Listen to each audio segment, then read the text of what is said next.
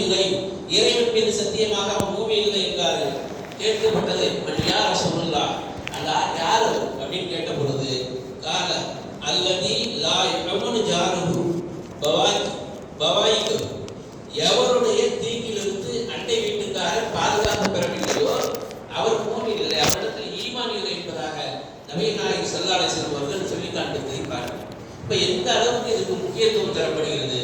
அண்டை வீட்டுக்காரர் யாரெல்லாம் இங்கே விவரிக்கப்படவில்லை. அண்டை வீட்டுக்காரர் என்று மட்டும்தான் வருகிறது. அவர் யாராக வேண்டுமானாலும் இருக்கலாம்.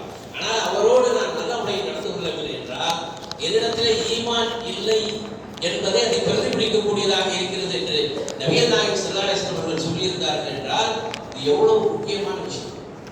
சிந்தித்து பார்க்க வேண்டும். இன்னைக்கு நம்ம அண்டை வீட்டுக்காரரோடு நாம் எந்த வகையில் நடந்து கொள்கிறோம்?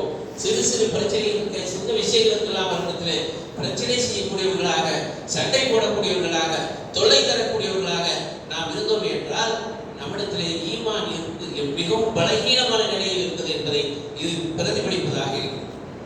அடுத்தது, மறுமையிலே ஒரு மனிதனுக்கு சொர்க்கமோ நரகமோ கிடைப்பதற்கு இது காரணமாக இருக்கு. ஒரு பெண்மணியை பற்றி நபிகள் நாயகம் ஸல்லல்லாஹு அலைஹி வஸல்லம் கேட்கப்படுகிறது. இன்ன ஃபுலானத்தை தகூமுல் லைல வ தஸூமுன் நஹார், அவர் அதிகமாக தொழுகிறார், அதாவது இரவிலே தொழுகிறார், பகலிலே நோன்பு நோக்கிறார், அதிகமாக தான தர்மங்கள் செய்கிறார், தன்னுடைய நாவால் அண்டை வீட்டுக்காரருக்கு தொல்லை கொடுக்கிறார் அப்படின்னு சொன்னாங்க. உடனே நபிகள் நாயகம் ஸல்லல்லாஹு அலைஹி வஸல்லம் சொன்னாங்க, லா கைருன் ஃபீஹா, அவரிடத்தில் எந்த விதமான சிறப்பும் இல்லை, அவர் நரகத்தில் இருப்பார் என்று சொன்னார். நிறைய தொழுகிறவர், தான தர்மம் செய்யக்கூடிய பெண், நோன்பு நோக்கக்கூடிய பெண், ஆனால் என்ன செய்ததுனால அவர் நரகம் என்று சொன்னார்கள் என்றால் அண்டை வீட்டுக்காரத்தில் தன்னுடைய நாவால் தொல்லை கொடுக்கிறார். வேற பெரிய காரியமான செய்யலாம். பேசுவதன் மூலமாக அவர்களை துன்புறுத்துகிறார் என்றால் அந்த பெண்ணிடத்தில் எந்த நன்மையும் இல்லை, அவள் நரகத்திற்குரியவள் என்று சொன்னார்கள் என்றால் சொர்க்கம் நரகத்தை நிர்ணயிக்கக்கூடியதாகவும் இந்த அண்டை வீட்டாருடைய உறவு இருக்கிறது என்பதை நாம் புரிந்து கொள்ள வேண்டும். இன்னொரு பெண்ணை பற்றி சொல்லப்படுகிறது, அதுக்கு ஒரு இம்ராஅத் துதில்லு மினஸ் ஸலாத்தி வஸ்ஸியாமி வல் இபாதத், குறைவாகவே தொழுகிறார், குறைவாகவே நோன்பு நோக்கிறார், வணக்க வழிபாடுகள் குறைவாக தான் செய்கிறார். வலாகின்னஹா, ஆனால் லா துதி ஜீரானஹா, தன்னுடைய அண்டை வீட்டுக்காரத்தில் எந்த தொல்லையும் கொடுப்பதில்லை என்று நபிகள் நாயகம் ஸல்லல்லாஹு அலைஹி வஸல்லம் இடத்தில் கேட்ட பொழுது ஃபகால நபி ஸல்லல்லாஹு அலைஹி வஸல்லம் ஹிய மின் அஹ்லில் ஜன்னா, அவர் சொர்க்கவாசிகளில் ஒருவர் என்று சொன்னார்கள் என்றால் இந்த அண்டை வீட்டுக்காரரோடு நாம் நடந்து கொள்ளக்கூடிய முறை நம்முடைய சொர்க்கம் நரகத்தை நிர்ணயிக்கக்கூடியதாக இருக்கிறது என்பதை நாம் புரிந்து கொள்ள வேண்டும். அடுத்தது, நிறைய அண்டை வீட்டுக்காரரை பற்றி நிறைய கதையை சொல்லிக்கிட்டே போகலாம். லைஸ முஃமினு அல்லதி யுஸப்பிஹு ஜாருஹு ஜாஇஹு, அண்டை வீட்டுக்காரர் பசியோடு இருக்கக்கூடிய நிலையில் தான் மட்டும் வயிறார உண்பவன் உண்மையான மூமின் இல்லை, அவன் நம்பிக்கையாளர் இல்லை என்று சொன்னார். அதே மாதிரிதான் பாதுகாப்புகள் மூலமாக அவர்களுக்கு கிடைக்கவில்லை என்றால் நீங்கள் உண்மையான நம்பிக்கையாளர்கள் என்பதாக அதே சொல்லப்படுவதை இப்படிப்பட்ட மனித வாழ்க்கையில் அமைதியையும் நிம்மதியையும் ஏற்படுத்தக்கூடிய போதனை.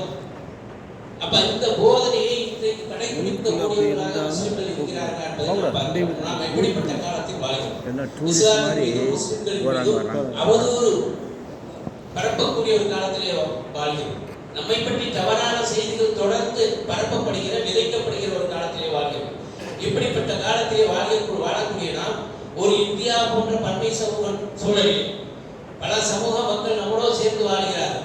நாம் இந்த இஸ்லாமிய பண்பாட்டை பிரதிபலிப்பதன் மூலமாக இஸ்லாத்தினுடைய உயர்வையும் அவர்களுக்கு சொல்ல வேண்டும், முஸ்லிம்களுடைய பண்பாட்டையும் அவர்களுக்கு வெளிப்படுத்த வேண்டும். இப்படிப்பட்ட மிகப்பெரிய பொறுப்பு நமக்கு இருக்கிறது.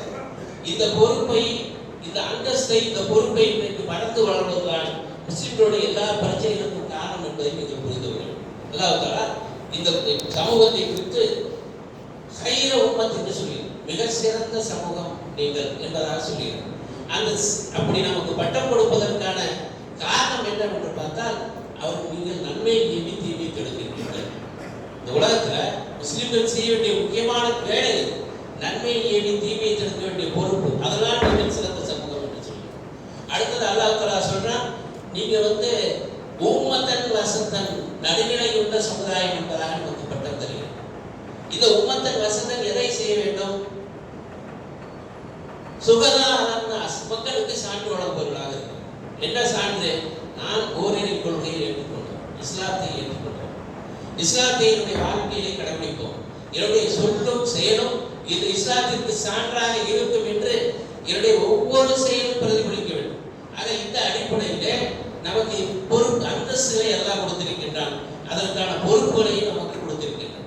இதை மறந்து வாழ்வதற்குரிய விளைவுதான் இன்றைக்கு நம்மை பற்றிய தவறான கருத்துக்கள் வேகமாக பரவுவதற்கு காரணமாக இருக்கிறது.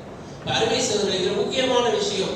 நாம் எல்லோரும் இந்த சமூகத்திலே கூடி வாழக்கூடியவர்களாக இருக்கிறோம், சக மனிதர்களோடு வாழக்கூடியவர்களாக இருக்கிறோம். குறிப்பாக நமது அண்டை வீட்டுக்காரர்களோடு வாழக்கூடியவர்களாக இருக்கிறோம். சுற்றி வீடுகள் மனிதர்கள் இருக்கிறார்கள். இவர்களிடத்திலே நான் எப்படி நடந்து கொள்கிறேன் என்பதை வைத்துதான் நான் என்னை அவர்கள் மதிப்பிடுகிறார்கள், நான் பின்பற்றுகின்ற மார்க்கத்தை அவர்கள் மதிப்பிடுகிறார்கள் என்றால் நாம் இந்த விஷயத்திற்கு எவ்வளவு முக்கியத்துவம் தர வேண்டும் என்பதை நீங்கள் புரிந்து கொள்ள வேண்டும் சொல்லுங்கள். ஆக இது ரொம்ப முக்கியத்துவம் தரப்பட வேண்டும். இந்த அண்டை நீங்க குஜராத்துடைய கலவரத்தை எடுத்து பார்த்தீர்கள் ஆனால் 2 விஷயங்களை அந்த நூலை எழுதிய ஆசிரியர் குறிப்பிட்டார். ஒரு ஆசிரியராக இருந்தவர் முஸ்லிம் பிள்ளைகளும் அவரை பாடம் படிச்சிருக்கு, எல்லாம் பக்கத்தில் தெரியும். இந்த கலவரக்காரர்கள் அவர்களை அடித்துக் கொண்டு வருகின்ற பொழுது இவர் நமக்கு தெரிந்தவர் தானே என்று சொல்லி ஒரு சில குடும்பங்கள் அவரிடத்திலே போய் அடைக்கலம் கேட்கின்றனர். அவர் அடைக்கலம் கொடுக்கின்றார். பிறகு என்ன செய்கின்றார் என்றால் கலவரக்காரர்களுக்கு செய்தி எழுப்புகின்றார், என்னுடைய வீட்டில் 2 பேர் இருக்காங்க, அவர்கள் அந்த அனைவரும் கொல்லப்படுகிறார்கள் என்பதை தீப்சா சிதர்வாட் என்ற அந்த பெண்மணி தன்னுடைய இந்த குஜராத் கலவரத்தை பற்றி நூலை பதிவிடுகிறார். அதே போல தான் ஒரு பெரிய விராசுதார் மாதிரி பண்ணையார் மாதிரி இருக்கக்கூடிய ஒரு ஆள், அவர்கிட்ட போய் அங்கிருந்த முஸ்லீம்கள்லாம் என்ன பண்றாங்க, இந்த மாதிரி கலவரக்கார வராங்க, அவங்க தெரிந்த முகம், அவ்வளவுதான். அந்த அடிப்படையில் கேட்கிறார்கள்.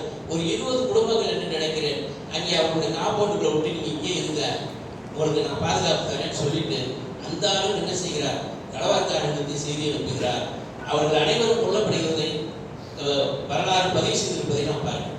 ஆக அருமை சகோதரர்களே, இது ஏன் இந்த அண்டை வீட்டாரோடு குறிப்பாக வடநாடுகளிலே முஸ்லிம்களுக்கும் இந்துக்களுக்குமான மாற்று மத சகோதரருக்குமான தொடர்பு என்பது மிக மோசமான நிலையில் இருக்கிறது. அந்த சரியான உறவுகள் இல்லாத காரணத்தினால் ஒருவரை பற்றி ஒருவர் பகை உணர்வு தொடர்ந்து அவருடைய உள்ளத்திலே இருந்து கொண்டே இருக்கிறது. இது அல்லாமல் இஸ்லாத்திற்கு எதிரிகளால் தொடர்ந்து செய்யப்படுகிற விஷம பிரச்சாரங்கள் அவர்களுக்கு மத்தியிலே வெறுப்புத்தியை வளர்த்துக் கொண்டே இருப்பதை நம்மால் பார்க்க முடியும். அருமை சகோதரர்களே, நாம் வாழ்கின்ற இந்த தமிழ்நாட்டில் அப்படிப்பட்ட ஒரு நிலை ஒன்றும் வரவில்லை, ஆனால் அதற்கான எல்லா முயற்சிகளும் செய்யப்படுகின்றன. இந்த நேரத்திலே முஸ்லிம்கள் இஸ்லாத்துடைய போதனைகள் பின்பற்றக்கூடியவர்களாக, குறிப்பாக தன்னுடைய அண்டை வீட்டாருடைய உரிமைகளை பேணக்கூடியவர்களாக, அடுத்த இந்த வசனத்தில் அல்லாஹ் சொல்லும் பொழுது சாஹிபின் ஜம்பின்னு சொன்னான், அருகில் இருக்கக்கூடிய தோழர். இந்த அருகில் இருக்கக்கூடிய தோழர் என்றால் நம்மோடு கிடைக்கிற சாமானிக்கிற பக்கத்தில் இருக்கிறது. ஒரு பயணம் செய்கின்றன என்றால் அந்த பயணத்திலே நம்மோடு கூட வருபவர். நான் தெருவிலே நடந்து செல்கின்றேன் என்றால் அது என்னோடு நடந்து வரக்கூடியவர். நான் சாலையை வாகனம் ஓட்டிட்டு செல்கின்றேன் என்றால் அந்த வாகனத்தில் பக்கத்தில் ஒருத்தர் வாகனம் ஓட்டிட்டு வந்தா அவரு நம்ம தெருவாசி. இப்படி எல்லாருமே அதுக்குள்ள அடங்குவாங்க. இவர்களிடத்தில் நீங்கள் நல்ல முறையில் நடந்து கொள்ளுங்கள் என்று சொன்னால் ஒட்டுமொத்த மனிதர்களிடமும் நல்ல முறையில் நடந்து கொள்ள வேண்டும் என்பதை சொல்லி யாரும் இதிலிருந்து விடுபடவில்லை. நாம் பார்க்கின்ற, பழகுகின்ற, நம் கண்ணில் தென்படுகின்ற அத்தனை மனிதர்களிடத்திலும் நல்ல விதமாக நடந்து கொள்ள வேண்டும் என்ற மகத்தான போதனையை இறை வணக்கத்தோடு சேர்த்து இந்த மார்க்கம் சொல்லுகிறது என்றால் இது எந்த அளவிற்கு நாம் முக்கியத்துவம் கொடுக்க வேண்டும். இன்றைக்கு இந்த பண்பாடு குறைந்து கொண்டு வருவதை நாம் பார்க்கிறோம். பக்கத்தில் இருப்பவரை பற்றி எந்த அக்கறையும் இல்லாத ஒரு சூழ்நிலை வாழ்ந்து கொண்டிருப்பவரை பார்க்கலாம். முஸ்லிமா இருக்கலாம், முஸ்லிமனாக இருக்கலாம், அவருடைய பெயர் தெரியாது, அவர் குடும்பத்தில் எத்தனை பேர் இருக்காங்கன்னு தெரியாது, அவர் என்ன தொழில் செய்கிறார் என்று தெரியாது, இது எல்லாமே தெரியாது. நம்ம வருவோம், நம்ம வேலையை பார்ப்போம், போயிட்டு வந்துட்டே இருக்கும், பக்கத்தில் இருக்கிறத பற்றி தெரியாது. அருமை சகோதரர்களே, இந்த அறிமுகம் இல்லாத விஷயமும் இந்த இடைவெளியில் தான் ஒருவரை குறித்து ஒருவர் சந்தேகத்தை ஏற்படுத்துகிறது. இந்த சந்தேகங்கள் தான் நாளை பகை உணர்வாக, வெறுப்புணர்வாக மாறுகிறது என்பதை நாம் புரிந்து கொள்ளணும். நமக்கு ஒரு நல்ல பெரிய வாய்ப்பு கொடுத்துட்டோம். இங்கே நம்ம கடந்து வாழ்கிறோம். ஒரு பெண்கள், அதாவது கடந்து வாழக்கூடிய ஒரு சொசைட்டி. தனியாக கெட்டோ சொல்லணும், முஸ்லிம்களாக வாழக்கூடிய ஒரு பகுதி, நான் முஸ்லிம்களாக வாழக்கூடிய பகுதி இப்படி இல்லாத நான் முஸ்லிம்களோடு சேர்ந்து கடந்து வாழக்கூடிய ஒரு அற்புதமான சூழலை நாம் கொடுத்திருக்கோம். அப்படி அப்படி கொடுத்திருக்கக்கூடிய இந்த நேரத்திலே நாம் இந்த இஸ்லாத்தின் போதனைகளை சரியாக கடைபிடித்து இந்த மார்க்கத்திற்கு சான்று வழங்குபவர்களாக இந்த மார்க்கத்தினுடைய போதனைகளை நம்முடைய வாழ்க்கையை கடைபிடித்து இந்த மனிதர் முஸ்லிம், இவர் இஸ்லாத்தை பின்பற்றக்கூடியவர், அதனால் தான் இவரிடத்தில் இத்தகைய அற்புதமான பண்பாடும் உயர்ந்த ஒழுக்கமும் சிறந்த குணங்களும் இருக்கின்றன என்று ஒவ்வொருவரும் நினைக்கின்ற அளவுக்கு நாம் நடப்போமேயானால் எதிரிகளுடைய எந்த சூழ்ச்சியும் நம்மை ஒன்று செய்து முடியாது. அவை எல்லாம் தகர்த்தெறியப்பட்டுவிடும். ஆகவே எல்லாமே இஸ்லாத்தினால் தான் இருக்கு. மனிதனுடைய எல்லா பிரச்சனைகளுக்கும் தீர்வு இஸ்லாத்தில் தான் இருக்கிறது. இந்த இஸ்லாத்தை முழுமையாக சரியாக கடைபிடிக்கக்கூடிய சமூகமாக நாம் மாற வேண்டும் என்பதுதான் இந்த செய்தி மூலமாக நாம் உங்களுக்கு விடுக்கக்கூடிய ஒரு வேண்டுகோளாக இருக்கிறது. இஸ்லாம் என்பது வாழ்க்கை நெறி, அது ஒரு மதம் அல்ல, சில சடங்கு சம்பிரதாயங்களுடைய தொகுப்பு அல்ல, முழு வாழ்க்கைக்கான வழிகாட்டு. அப்ப அதை படிக்கணும். நமக்கு இஸ்லாத்தை படிக்கிறதுக்கு நேரம் நம்ம சில விஷயங்களோட இப்போ தொழுகைக்காக அதுக்கு தேவையான சில விஷயங்களை படித்து வச்சுக்கணும். அது போதுமா இஸ்லாத்தை முழுசாக தெரிஞ்சுக்கிட்டோம்னு நினைக்கிறோம். ஆனால் இஸ்லாம் என்பது ஒட்டுமொத்த வாழ்க்கைக்குமான ஒவ்வொரு விஷயம், தனி மனித வாழ்க்கைக்கு, கூட்டு வாழ்க்கைக்கு, குடும்ப வாழ்க்கைக்கு, பொருளாதார வாழ்க்கைக்கு, அரசியல் வாழ்க்கைக்கு என்று மனிதனுடைய எல்லா வாழ்க்கைகளுக்கும் எல்லா விஷயத்திற்கும் தெளிவான முழுமையான வழிகாட்டுதலை தரக்கூடிய ஒரு முழுமையான சம்பூர்ணமான மார்க்கமாக இந்த மார்க்கம் இருக்கிறது என்பதை நாம் நினைவிலை கொண்டு, குறிப்பாக இந்த அண்டை வீட்டார் நம்ம சுத்தி இருக்கவங்களோட சந்தோஷமாகவும் மகிழ்ச்சியாக இருந்தால் தான் சமூகமும் சந்தோஷமும் மகிழ்ச்சியாக இருக்கும். அப்படி அவர்களோடு இணங்கி வாழ்ந்து நல்லிணக்கத்தோடு வாழ்ந்து நல்ல முறையிலே நடந்து ஒரு முன்மாதிரி சமுதாயத்தை உருவாக்கக்கூடிய நன்மக்களாக அல்லாஹ் தஆலா சொல்லக்கூடிய என்னையும் கேட்கக்கூடிய உங்களையும் ஆக்கி அருள் புரிய வேண்டும் என்று பிரார்த்தித்தவனாக என்னுடைய உரையை நிறைவு செய்கிறேன். வாஹிரு தஅவானா அல்ஹம்துலில்லாஹி ரப்பில் ஆலமீன். அஸ்ஸலாமு அலைக்கும் வரஹ்மத்துல்லாஹி தஆலா.